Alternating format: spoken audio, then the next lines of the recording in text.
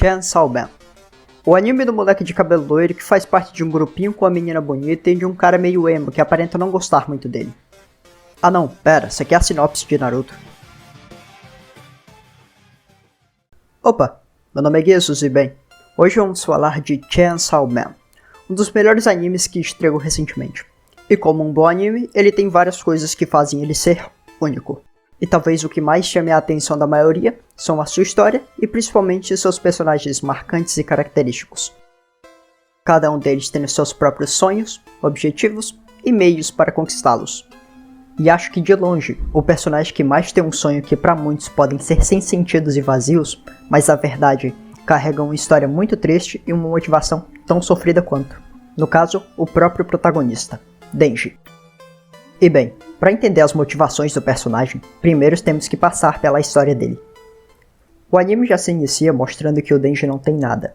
Sua mãe morreu aparentemente de uma doença cardíaca e seu pai se suicidou. E a única coisa que ele deixou pro filho foi uma dívida com Yakuza. Então desde cedo ele é obrigado a pagar uma dívida que nem era dele. Obrigado a pagar pelos pecados de outro homem. Naquele momento, o Denji não tinha escolha. Ou ele trabalhava pela vida toda, ou então ele morreria de uma forma horrível.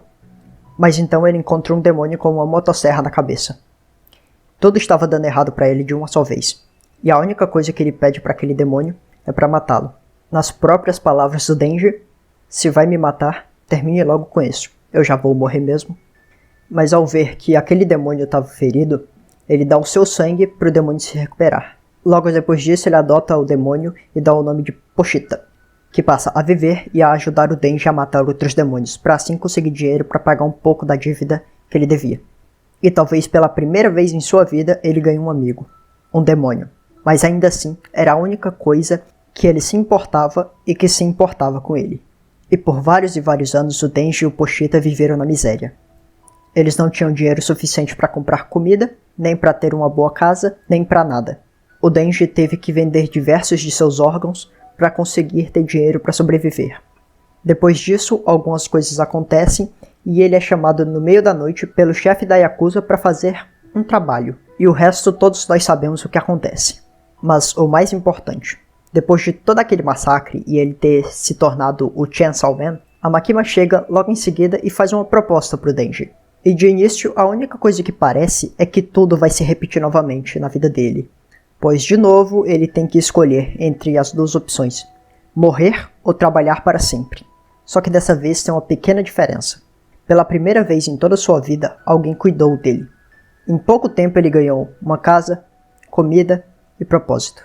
E talvez o que faça o Denji ser tão diferente de outros protagonistas é que muitas vezes ele demonstra ser bem egoísta e só ligar para si mesmo. O que poderia ser algo ruim, mas nesse caso só torna o personagem melhor. Um bom exemplo disso é na luta contra o demônio da eternidade.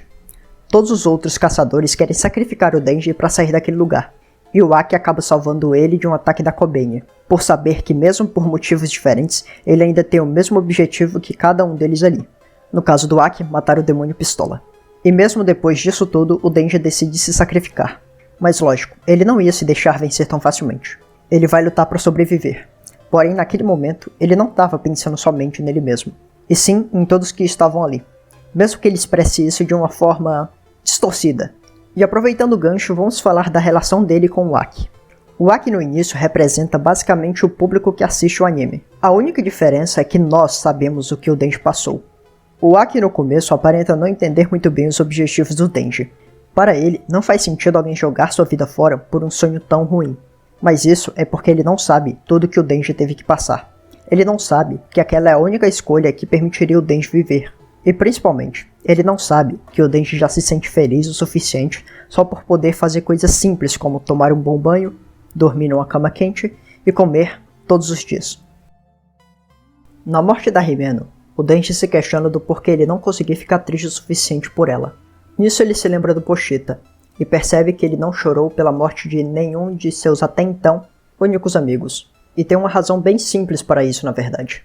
O Denji nunca teve alguém que se importasse com ele. Ele nunca conseguiu lidar com seus próprios sentimentos. Ele nunca teve o luxo de ficar triste, porque ele nunca teve alguém de fato. É só se lembrar de quando Pochita morreu. Ele não teve tempo para assimilar essa perda. A Makima chegou logo em seguida e falou que parte dele ainda vivia dentro do Denji. Muita coisa aconteceu em seguida e ele não conseguiu reagir.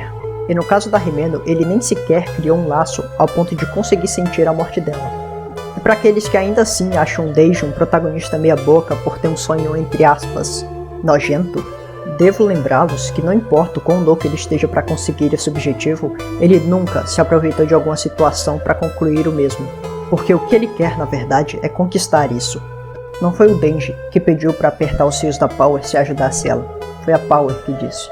Não foi o Denji que disse que se matasse o demônio pistola, iria querer no pedido da Makima, foi a própria Makima. E não foi o Denji que pediu um beijo de língua para Himeno se derrotasse o demônio da eternidade, foi ela que ofereceu. Himeno essa que inclusive depois de se embriagar e tentar embebedar o Denji, tentou ter relações com o mesmo. Que mesmo sendo um moleque de apenas 16 anos com os hormônios à flor da pele, decidiu não se aproveitar dela por querer ter aquilo de forma merecida com a Makima.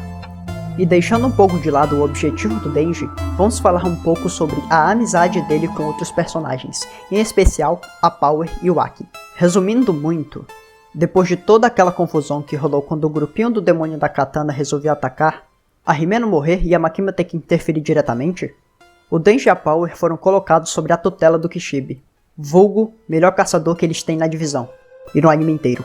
E é claro que como os dois são personagens muito fortes, eles são derrotados humilhantemente pelo Kishibe. E a partir daí, eles começam a criar um senso de companheirismo, mesmo que seja somente para provar que eles são melhores que o caçador, mas ainda assim, eles dois trabalham juntos para conseguir isso. E novamente fracassam. E depois disso, temos mais outra prova da evolução do Denji. Na revanche contra o demônio da katana, o Denji se demonstra um pouco incomodado por aquele cara ter sido um dos responsáveis pela morte da Himeno. Talvez pelos motivos errados, mas ainda assim ele se importa.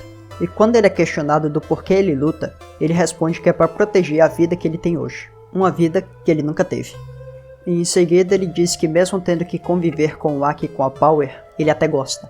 E logo após capturar o katana, ele propõe ao Aki, digamos que uma pequena vingança, ou se preferir, uma disputa amigável. E nesse momento, mesmo que pareça uma cena simplesmente engraçada, demonstra que o Denji entende os sentimentos do Aki.